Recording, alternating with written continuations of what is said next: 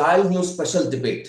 రోజులు గడుస్తున్న కొద్దీ ట్రంప్ విధిస్తున్నటువంటి ట్రేడ్ వార్, టారిఫ్ వార్ తారాస్థాయికి చేరుతోంది. ముఖ్యంగా China versus America trade war ఒక రేంజ్ లో దూసుకుపోతోంది.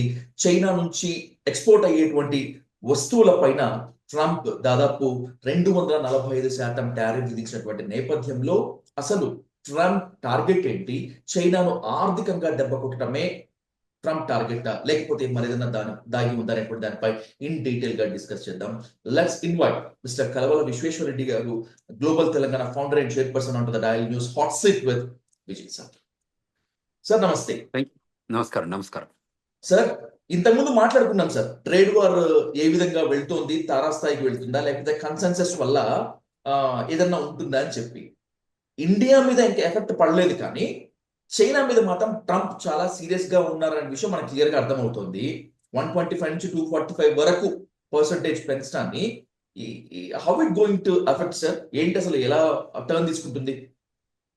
యూజువల్గా ఏంటంటే ఇక్కడ అమెరికన్ లైఫ్లో, అంటే డే టు డే అమెరికన్ లైఫ్లో వాళ్ళ ప్రొడక్ట్స్, అంటే చైనీస్ ప్రొడక్ట్స్ వాడకం ఎక్కువ జరుగుతుంది.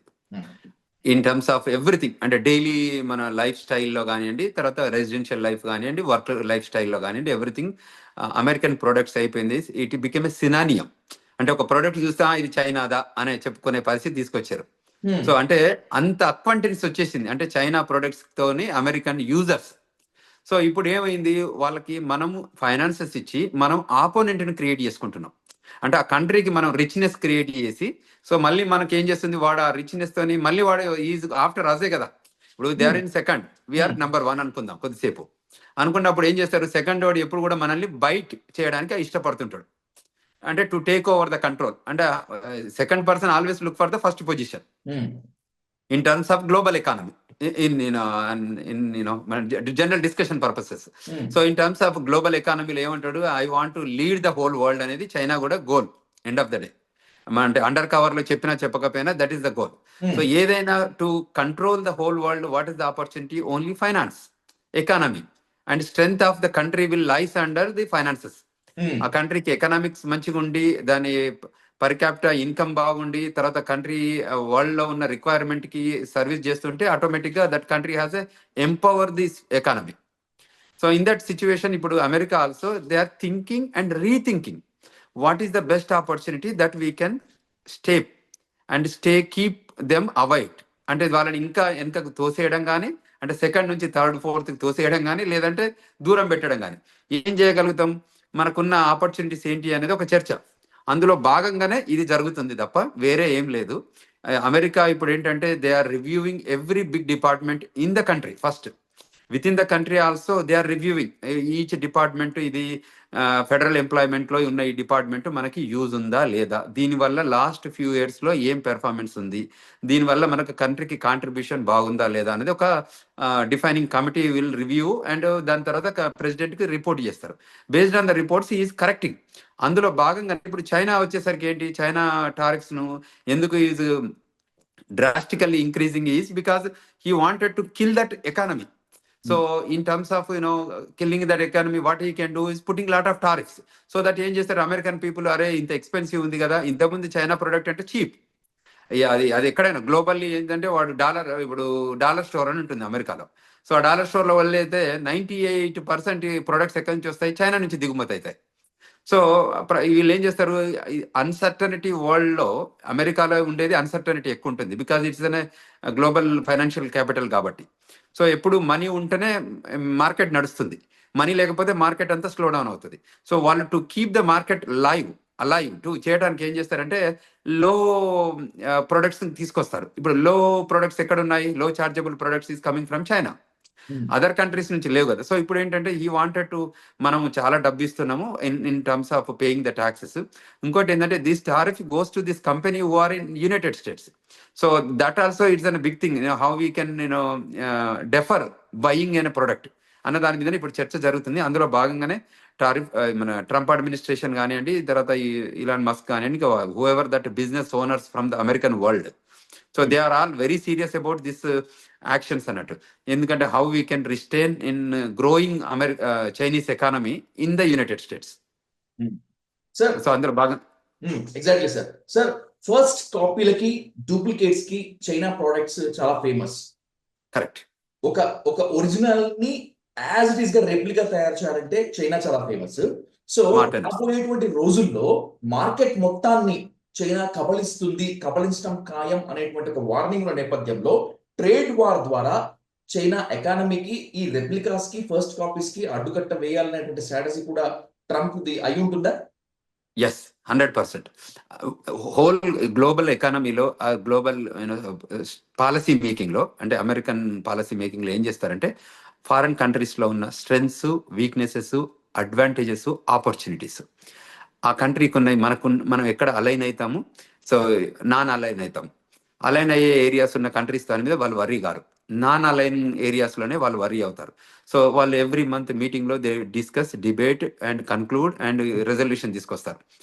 ఇందులో ప్రాసెస్ లో మనకున్న ఇంపాక్ట్ ఏమవుతుంది అనాలిసిస్ చేస్తుంటే ఏ కంట్రీ మనకు థ్రెట్, ఏం threat, medical threat, financial threat, arm threat, any threat in global cyber threat, these are the threats. ఆ థ్రెట్స్ లో ఏ కంట్రీ ఎక్కువ ఇన్వాల్వ్ అవుతుంది, మనం ఏ రకంగా వాళ్ళని డౌన్ ప్లే చేయగలుగుతాము అన్న దాని మీద ఇది ఒక స్ట్రాటజీ బిల్డప్ అవుతుంది.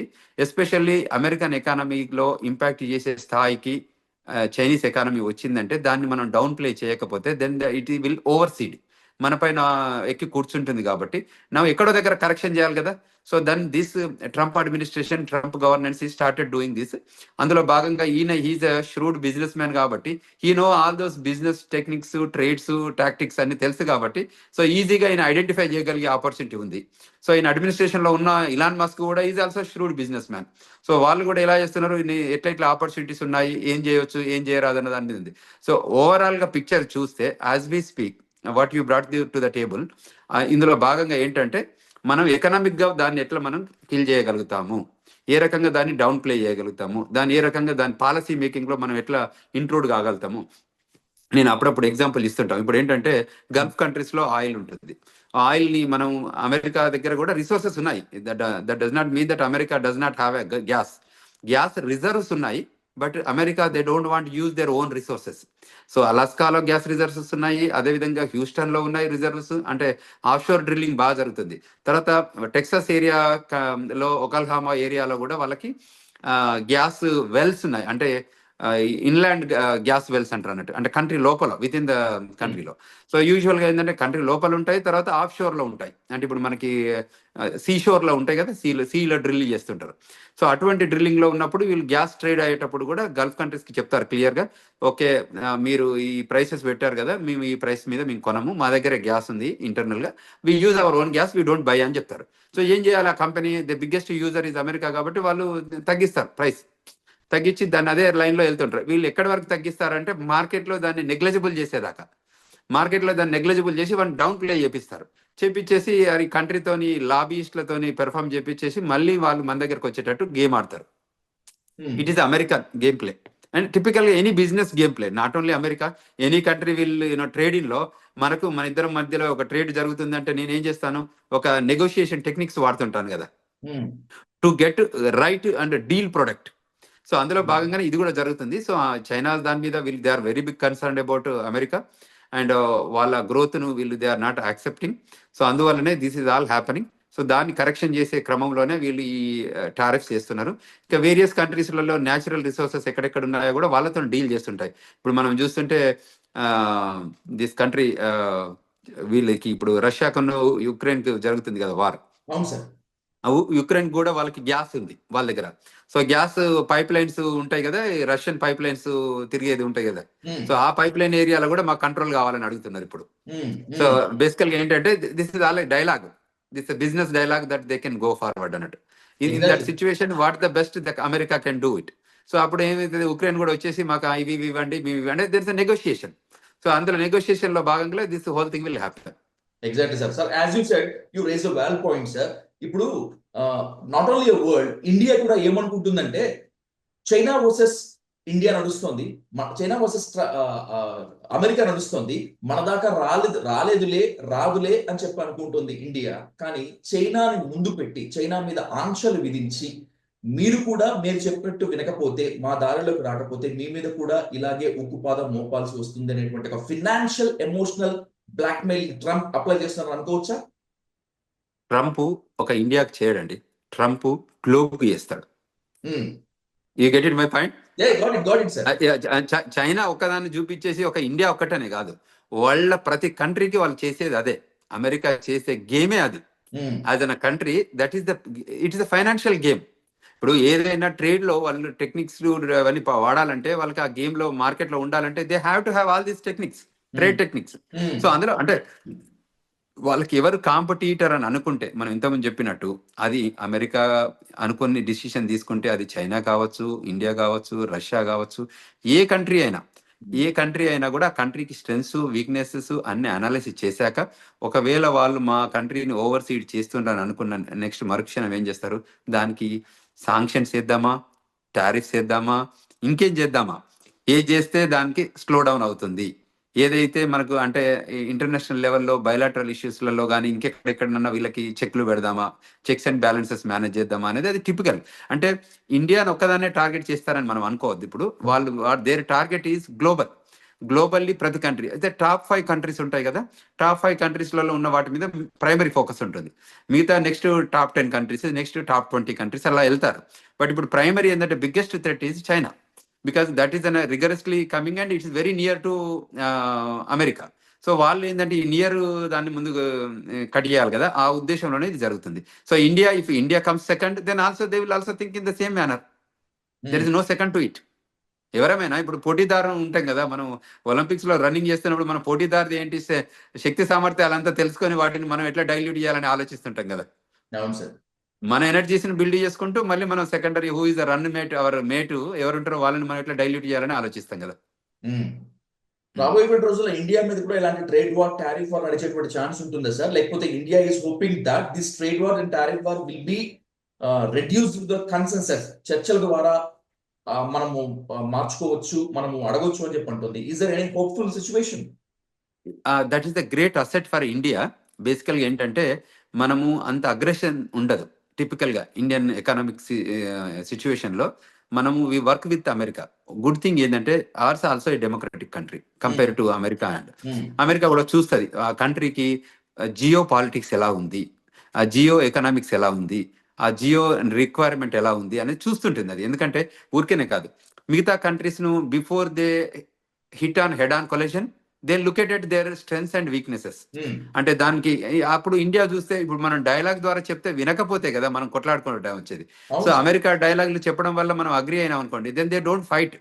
సో డైలాగ్ లో మనకు వినకపోతే అప్పుడు they will go for fight. So ఇక్కడ ఏంటంటే చైనాకున్న వాదనాల్లో ఇప్పుడు టారిఫ్స్ వీళ్ళు వేస్తున్నారు, వాళ్ళు వేస్తుంటే అప్పుడు America also they are very serious about this. But India అంటే tomorrow is not an issue, but day after tomorrow we may have issue వచ్చినప్పుడు మనం అడ్రస్ చేసుకోగలిగే మెకానిజం ఉంది. ప్లస్ మనకు వెల్కమింగ్ యాక్ట్ ఉంది. అంటే మనకున్న ఇంటర్ఫేస్ బాగుంది. మనకేంటంటే మన prime minister and American president has a good relations now. At least bilateral issues లో ఈ డిస్కషన్ డిబేట్ వచ్చినప్పుడు అట్లీస్ట్ దే హ్యావ్ కొంచెం కోసివ్ అంటే కోఆర్డినేటెడ్ వేలో చర్చలు జరుగుతాయని మనం హోప్ చేసుకోవడానికి ఆస్కారం ఉంది. ఎందుకంటే ఆయన ప్రెసిడెంట్ కానప్పుడు కూడా ఆయనకు సపోర్ట్ చేశారు కాబట్టి ఆ డైలాగ్ ఉంటుంది అనేది అవకాశం. అంటే that does not mean that వాళ్ళు మన టారిఫ్ లేయరని కాదు, మనకు శాంక్షన్స్ లేయరని కాదు, కానీ but at least you will have a positive notion.